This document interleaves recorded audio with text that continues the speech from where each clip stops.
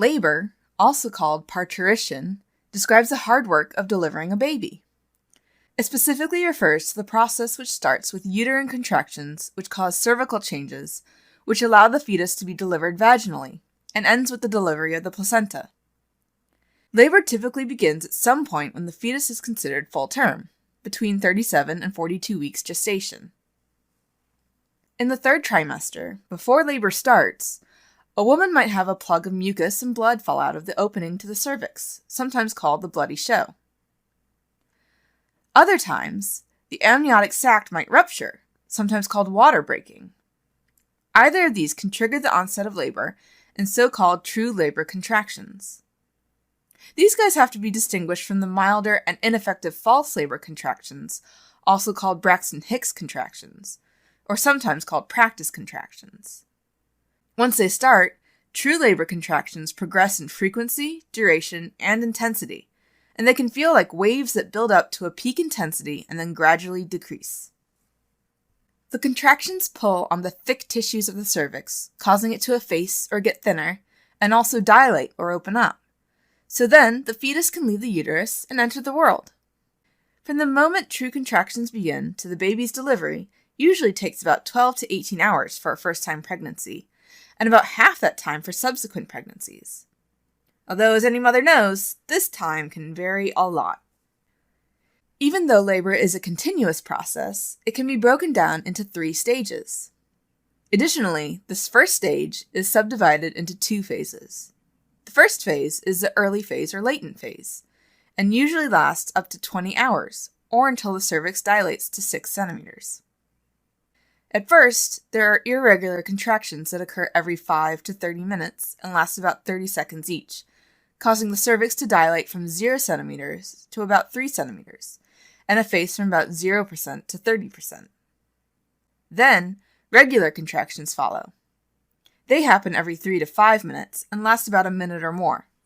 And this causes the cervix to dilate from 3 centimeters to about 6 centimeters and efface up to about 80%.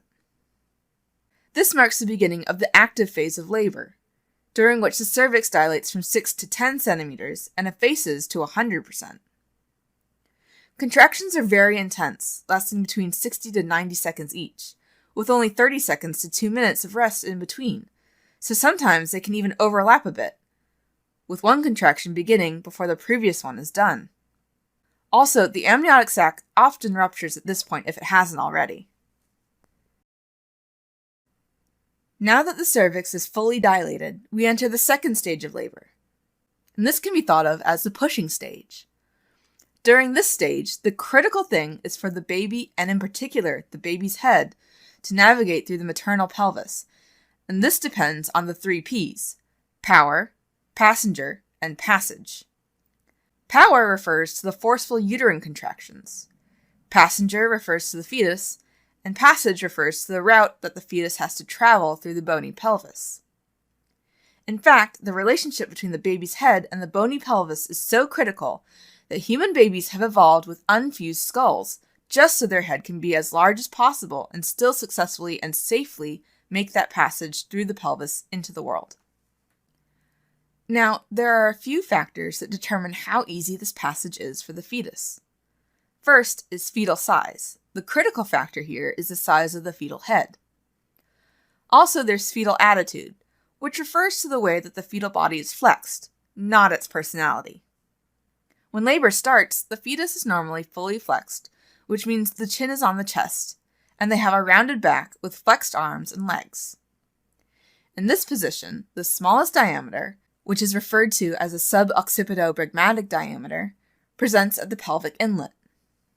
Larger fetuses, and those that aren't completely flexed, have more difficulty making it through the passage. Next, there's fetal lie, which describes how the fetus is positioned in the uterus. A longitudinal fetal lie is ideal, where the long axis of the fetus, which is its spine, lies along the maternal long axis, the mom's spine. The fetus can also be transverse, though, where the fetal spine is perpendicular to mom's spine, or it can be oblique, where it's slightly at an angle, and these 2 positions can impede the progression of labor. Finally, there's fetal presentation, which refers to the first fetal part, called the presenting part, to descend into the pelvic inlet. Cephalic, or head first, is the first type, and furthermore, the most common and optimal presentation for easy delivery is a type of cephalic presentation called vertex, which includes complete flexion of the head as well. Also, there's breech presentation, which is head up, so the bottom, feet, or knees present first, as well as shoulder, where the shoulders present first. To make it through the passage, the fetus makes several positional changes, which are called cardinal movements or mechanisms of labor. Initially, there's descent, which is a downward movement of the fetus into the pelvic inlet. The degree of descent is called the fetal station, which is described in terms of the relationship of the presenting part to mom's ischial spines. The fetus moves from the pelvic inlet, which is at about -5 station, down to the ischial spines, which is station 0, and this position is called engagement. Then there's flexion, where the fetal chin presses against its chest as its head meets resistance from the pelvic floor. Next, there's internal rotation, where the fetal shoulders internally rotate by 45 degrees so that the widest part of the shoulders are in line with the widest part of the pelvic inlet. After the fetal head passes under the symphysis pubis, which is at about +4 station, there's extension, which is where the fetal head will change from flexion to extension, and then they move to about +5 station and emerge from the vagina. After the delivery of the head, there's restitution, where the head externally rotates so that the shoulders can pass through the pelvic outlet and under the symphysis pubis. And finally, there's expulsion, where the anterior shoulder slips under the symphysis pubis, followed by the posterior shoulder, and then finally followed by the rest of the body. This marks the end of the second stage of labor. The third stage of labor occurs after the baby has been delivered and involves delivery of the placenta. After the baby is delivered, the uterus contracts firmly and the placenta begins to separate from the uterine wall. It's then carefully removed to ensure that there are no placental remnants left in the uterus. Sometimes, several hours after delivery is called the fourth stage, because there are major physiologic changes like adaptation to the blood loss and the start of uterine involution, where the uterus begins returning to its pre-pregnant stage.